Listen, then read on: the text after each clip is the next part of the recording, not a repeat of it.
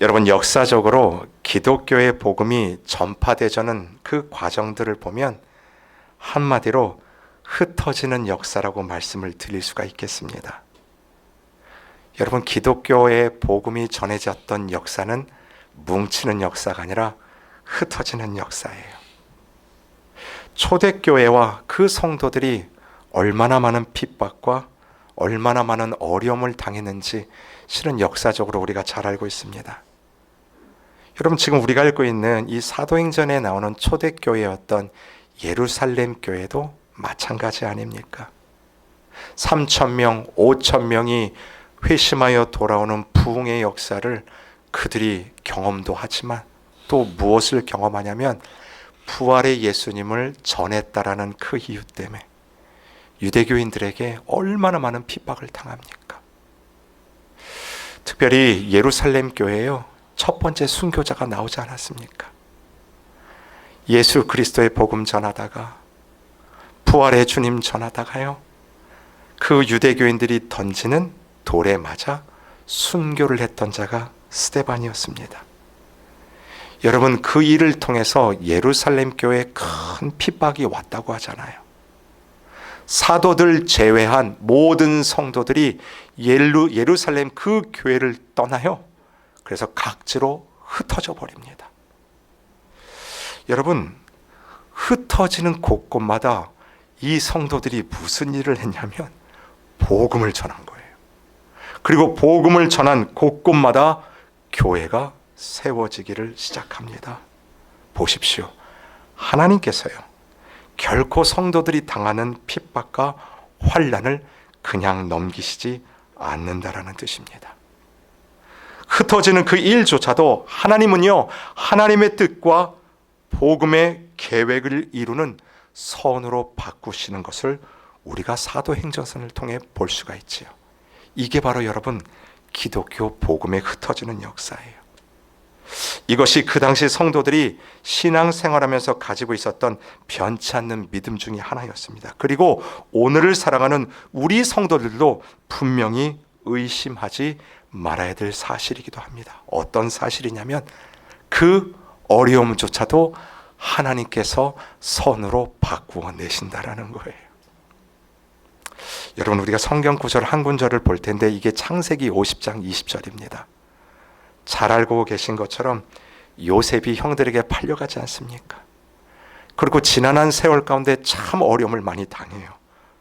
결국 하나님의 함께 하심과 하나님의 은혜로 애굽의 총리가 되었을 때 세상에 기근이 들어서 먹고 살기 위해서 자기를 팔았던 그 원수 같은 형들을 애굽 땅에서 대면을 합니다.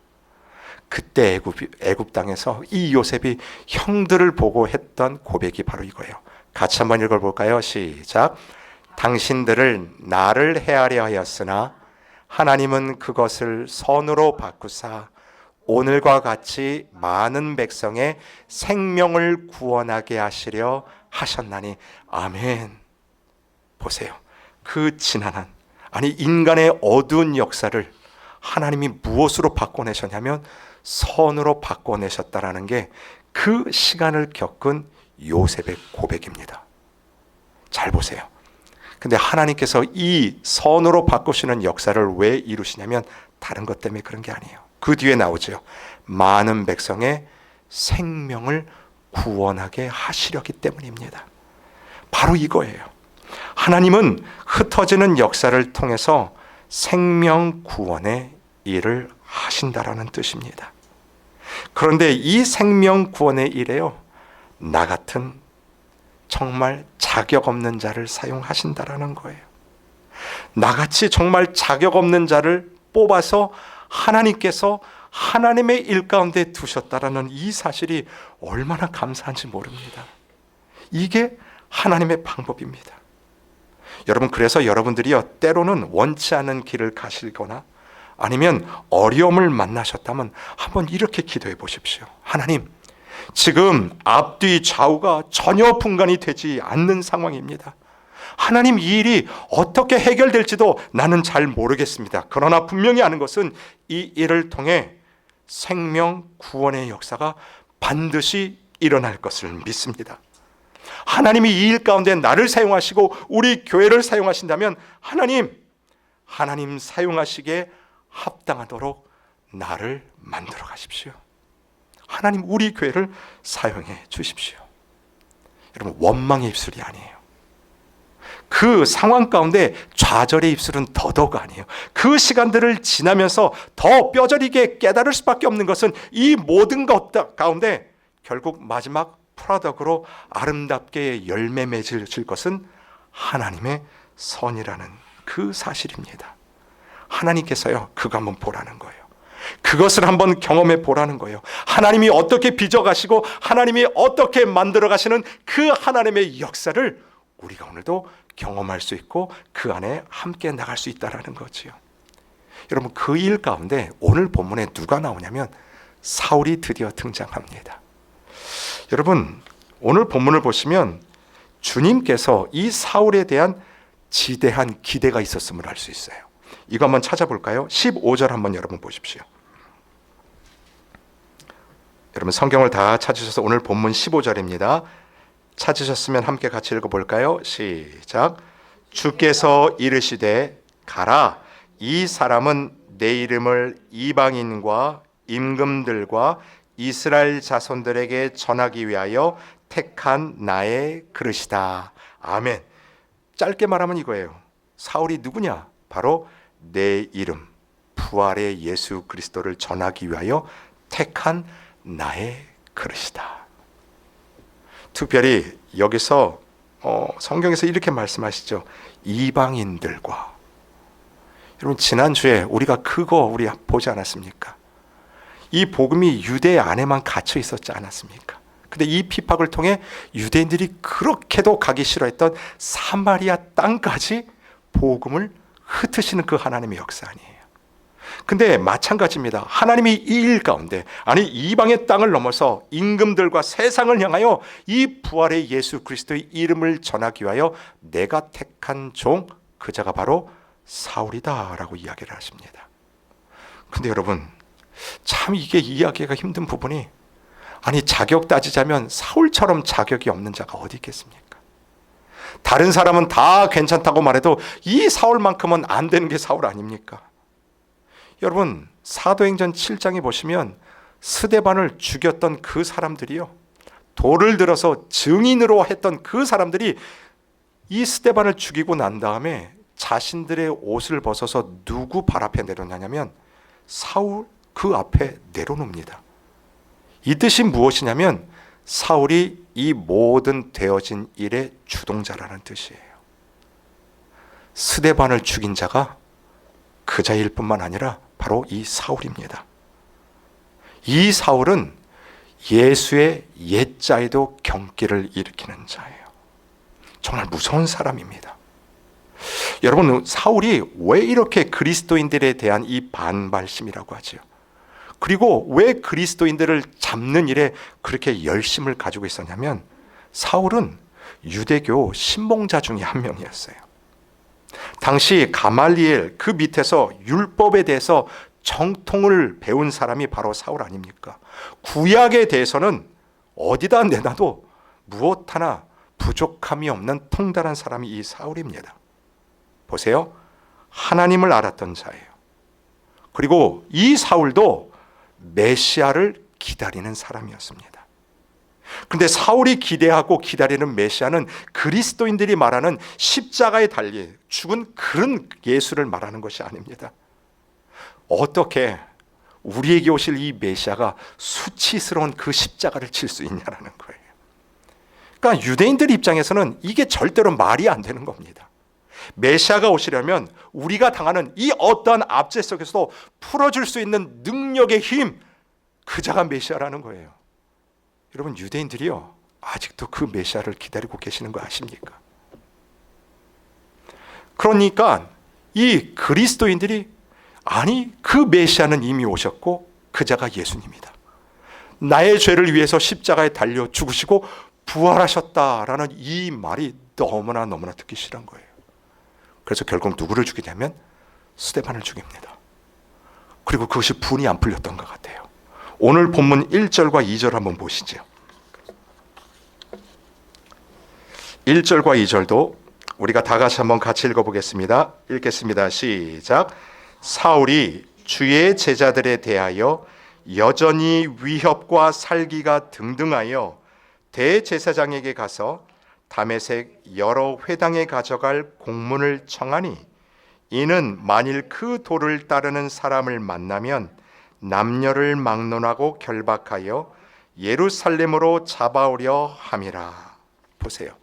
스데반을 죽이고도 분이 안 풀려서 이번에는 어디까지 가서 잡아오겠냐면 다메섹까지 가서 그 그리스도인들을 잡아오겠다라는 거예요. 여러분, 다메섹은요 예루살렘에서 200마일 떨어진 곳에 있습니다. 걸어서 가려고 하면 일주일 이상 걸리는 그 거리예요. 여러분, 예루살렘 교회가 핍박을 받자 성도들이 막 흩어졌는데 어디까지 흩어지냐면 이 다메섹에도 흩어진 자들이 있었다라는 거지요. 근데 그 자들이 함께 모여 거기서 복음도 전하고 교회가 세워지는 거예요. 근데 그 소문을 듣고 이 사울이 그들을 잡겠다고 대제사장에게 합법적인 문서를 받고 지금 다메섹으로 가는 겁니다. 아니, 어떻게 이런 자가 변할 수 있을까요? 여러분, 우리가 흔히 하는 말 중에 사람은 안 변한다라고 하지 않습니까? 실은 이 사울 보고 그런 생각이 들어요. 어떻게 이런 자가 변화될 수 있을까? 근데 여러분, 내 의대로, 내 생각대로, 내 고집대로 사는 사람은요 절대로 안 바뀝니다. 그런 의미에서 사람은 안 바뀌어요. 그런데 여러분, 하나님께서 하시면 바뀝니다. 믿으십니까? 아멘이에요. 하나님의 손에 붙들리면요 하나님께서 당신이 쓰시기 위해서 하나님이 바꾸어 가시는 그 역사를 우리가 보는 거예요. 그러니 여기서 우리가 받는 교훈은 이겁니다. 하나님이 하시는 구원의 역사가요 전적인 하나님의 사역이요 하나님의 은혜라는 거예요. 그런데 더더욱 놀라운 것은 그 일에 자격 없는 나 같은 자를 선택하여 쓰신다는 그 하나님의 역사가 더 놀랍고 감사하다라는 거예요. 바로 저와 여러분을 부르셔서 오늘도 하나님이 일을 맡기지 않습니까? 하나님께서 사울도요 하나님이 쓰시기 위해서 바꾸어 가시는데 어떤 방법을 사용하시냐면 두 가지 방법이 오늘 나와요.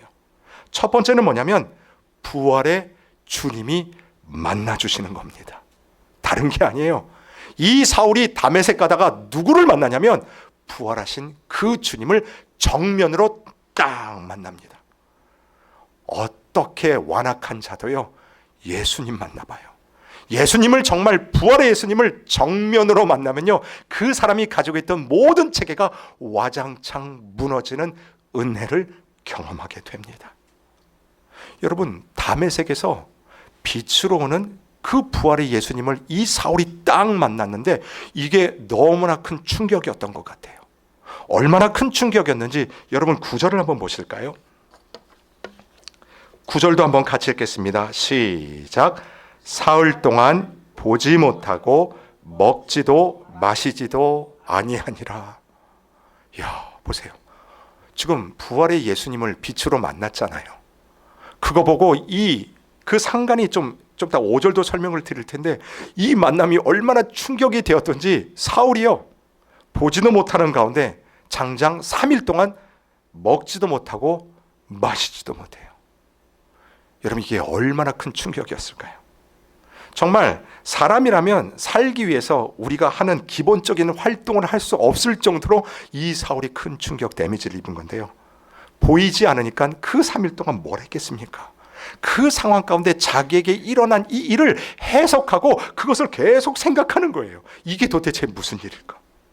나에게 나타난 이 현상을 어떻게 해석을 해야 될까? 살면서 이런 충격적인 일을 내가 경험한 적이 언제였을까? 여러분, 사울에게 있어서 무엇이 그렇게 큰 충격이었는지 3절과 4절 한번 보실까요? 3절 먼저 보세요. 이건 제가 읽어드릴게요. 사울이 길을 가다가 다메섹에 가까이 이르더니 호련히 하늘로부터 뭐예요? 빛이 그를 둘러 비치는지라. 빛이 둘러 사울을 딱 비치고 비췄어요. 그랬더니 4절 어떻게 해요? 땅에 엎드러졌다라고 나오죠. 자, 여러분, 이겁니다. 하늘로부터 빛이 자기에게 딱 비춰주자 이 사울이 즉각적으로 어떤 행동을 했냐면 그 자리에서 털썩 주저앉았다라는 거예요. 그리고 엎드렸어요. 여러분, 이 행동은 그냥 나오는 행동이 아닙니다. 제가 이미 설명드렸듯이 사울은 구약에 능통한 자라고 말씀을 드렸어요. 율법에 능통한 자입니다. 이 말이 어떤 의미냐면 지금 자기 앞에서 벌어지고 있는 이 현상을 즉감적으로 깨달았다는 거예요. 이게 누구예요? 이 빛이 하나님이구나. 그러니까 진리의 빛, 그 영의 빛이 내려올 때 구약 성경에 보시면 하나님의 현현에 대해서 관용적인 그 구로 사용될 때 나타나는 게 바로 이 빛이 비쳤다는 거예요. 그러니까 지금 자기 앞에 나타나는 이 빛을 하나님으로 인식했기 때문에 이 사울이 그 자리에서 털썩 주저앉습니다. 그리고 곧바로 5절에 이렇게 말하죠. 보세요. 실은 이 5절이 굉장히 중요한데 사울이 여기서 완전히 깨지는 거예요.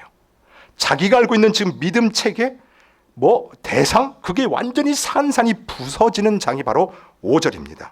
5절 다 같이 읽습니다. 시작. 대답하되 주여 누구시니까? 이르시되 나는 내가 박해하는 예수라. 여러분 잘 보세요. 지금 사울이 질문을 해요. 대답하되 주여 누구시니까? 영어로 보면 Who are you, Lord라고 말해요. 여러분 여기서 말하는 로드, 우리가 말하는 주인, 이것은 누구예요? 지금 사울이 가지고 있는 그 유대교적인 체계 안에서는 하나님이에요. 그래서 뭐라고 질문하냐면 하나님이십니까? 빛으로 오신 거 보니까 하나님 맞으시군요. 하나님이십니까? 그렇게 사울이 물었거든요. 그랬더니 들려오는 대답이 뭐예요? 이르시되 나는 내가 박해하는 누구예요? 예수라. 사울이요, 그 얘기를 듣고 완전히 깨어져 버린 겁니다. 당연히 하나님이라고 생각했던 그 음성이 나를 통해서 그 대답을 주시는데 어떤 음성을 주시냐면 나는 예수다라고 이야기를 하는 거예요. 근데 여러분, 이 사울이 더 놀랄 사건이 있습니다. 그냥 예수가 아니에요. 자기가 던진 질문에 하나님이 아니라 예수라는 그 대답도 놀라 정말 이 천지 개벽을 할 일인데 더 놀랄 일은 바로 이 얘기입니다. 나는 내가 박해하는 예수다예요. 여러분, 사울이 예수님을 만난 적이 있습니까? 없습니다. 예수님과 대면한 적도 없어요. 예수님을 고문한 적도 없습니다. 근데 예수님의 대답이 뭐냐면 지금 사울이 박해했던 그 성도들, 사울이 힘을 다해서 박해를 했던 그 교회랑 지금 이 대답을 주시는 예수님이 그 성도와 그 교회와 나는 하나이다, 동일실이 되는 말씀을 해주시니 이 사울이 그 말을 듣고요, 큰 충격에 빠집니다. 자기가 지금까지 핍박을 했던 그 성도들이 다름 아닌 예수 자신이라는 이 말씀 앞에 이 사울이 깨져버린 것입니다. 아니, 어떤 종교가 이런 종교가 있을까요? 자기가 믿는 신이 나를 동일시하는 종교가 어디 있을까요? 하나님이, 그 부활의 예수님이 나와 함께 하신다라는 이 사실이요. 근데 여러분, 이 충격적인 사실이 사실은 우리에게는 너무나 큰 힘이 되지 않습니까? 너무나 큰 위로가 되지 않나요? 여러분, 이 사울이요, 나중에 바울이 되지 않습니까? 그리고요, 목숨을 다해 전도하면서 복음을 전해요. 그러다가 로마서에 이런 말씀을 해요. 로마서 8장 28절 함께 읽겠습니다. 우리가 알거니와 하나님을 사랑하는 자, 곧 그의 뜻대로 부르심을 입은 자들에게는 모든 것이 합력하여 선을 이루느니라. 아멘. 잘 보세요. 우리가 알거니와 하나님을 사랑하는 자, 곧 그의 뜻대로 부르심을 입은 성도들에게는, 자기를 이야기하는 거예요. 뿐만 아니라 그 하나님의 부름을 받는 우리 성도들을 이야기합니다. 모든 것이 합력하여 무엇을 이뤄요? 선을 이루는 거예요. 근데 그 모든 것에 대한 해석을 38절과 39절에 이렇게 이야기합니다. 내가 확신하노니 사망이나 생명이나 천사들이나 권세자들이나 현재일이나 장래일이나 능력이나 높음이나 기쁨이나 다른 어떤 피조물이라도 함께 읽겠습니다. 시작. 우리를 우리 주 그리스도 예수 안에 있는 하나님의 사랑에서 끊을 수 없으리라. 아멘. 사울이 이것을 깨달은 거예요. 이야, 어떤 상황 속에서도 하나님이 함께 하시는 이 성도를 끊을 것이 없다라는 것이 깨달아지는 거죠. 여러분, 이것이 예수를 믿는 가운데 혹 겪을 법한 어려움과 불의 가운데서도 넉넉히 이길 수 있는 유일한 비결이라고 믿습니다. 예수님이요, 여러분이 겪는 아픔을 다 아신다라고 이야기를 해요. 여러분들이 신앙생활하면서 그래도 그 신앙 지키기 위해서, 예수 그리스도의 그 성품을 지켜내기 위해서 같이 대적하지 아니하고 말 한마디라도 끙 참는 그 여러분의 그 길이요, 여러분의 주장을 하나둘 내려놓는 그 모습들이요, 애쓰고 달려온 그 여러분의 신앙의 모든 길을 우리 부활의 주님께서 아신다라고 하시는 거예요. 아실 뿐만 아니라 여러분의 마음이 주님의 마음이라고 이야기를 해주십니다. 나는 고난받는 성도와 하나 되는 예수 그리스도라고 우리를 위로해 주시는 말씀이에요. 그리고 오늘도 그 길을 지켜나갈 수 있도록 붙잡고 힘을 주시겠다는 약속을 주시지 않습니까? 그러니 사랑하는 성도 여러분, 오늘도 지금까지 여러분들이 걸어오신 그 신앙의 길이요, 뚜벅뚜벅 걸어가시기를 바랍니다. 그리고 그 길은 나 혼자 가는 길이 아닌 부활의 주님이 함께 가시는 길이에요. 뿐만이 아닙니다. 함께 가는 공동체도 우리에게 주셨다는 것을 여러분 기억하십시오. 사울을 사용하시기 위해서 부활의 주님이 만나 주시지 않습니까? 또 한 방법이에요. 하나님께서 교회를 사울과 만나게 하십니다. 자, 10절 여러분, 성경 한 10절 한번 보도록 하겠습니다. 여러분이 가지고 계신 10절과 11절입니다. 같이 한번 읽어볼까요? 시작. 그때에 다메섹에 아나니아라 하는 제자가 있더니 주께서 환상 중에 불러 이르시되 아나니아야 하시거늘 대답하되 주여 내가 여기 있나이다 하니 주께서 이르시되 일어나 직가라 하는 거리로 가서 유다의 집에서 5 사람 사울이라 하는 사람을 찾으라. 그가 기도하는 중이라. 자, 여기 보시면 아나니아라 하는 사람이 나오죠. 여기 그 자가 누구라고 돼 있냐면 제자라고 돼 있습니다. 쉽게 말하면 흩어진 성도들이 다메섹에 세운 교회의 리더, 목회자라고 여러분 생각하시면 돼요. 그 목회자에게 환상 중에 주님이 나타나셔서 뭐라고 얘기하냐면 지금 직가라는 곳에 가면 다소에서 온 사람 사울이 있을 것이다. 그에게 가라라고 얘기해요. 여러분, 이미 다메섹 교회에 있는 그 사람들은 사울이 자기를 잡을 거 올 것을 다 알고 있습니다. 그래서 환상 중에 이 아나니아가 주님에게 물어봐요. 그 사울이라는 사람은 무서운 사람입니다. 우리를 잡으러 오는 사람인데 저는 갈 수가 없습니다. 그때 주님이 하시는 말이에요. 내가 그를 택했다. 그는 나의 그릇이다. 그 이야기를 듣자 이 아나니아는 그 다음에 어떤 얘기 하지도 않고 바로 그 주님의 말씀에 순종하여 누구에게로 가냐면 사울에게로 가요. 근데 제가 왜 이 사울을 한 사람이 같다라고 표현하지 않냐면, 왜 교회가 같다라고 표현하냐면 바로 17절과 18절 때문에 그렇습니다. 여러분 17절 한번 같이 읽어볼까요? 시작. 아나니아가 떠나 그 집에 들어가서 그에게 안수하여 이르되 형제 사울아. 보세요. 지금 사울을 뭐라고 불러요? 브라더 사울. 원수 사울이 아니에요. 형제 사울아.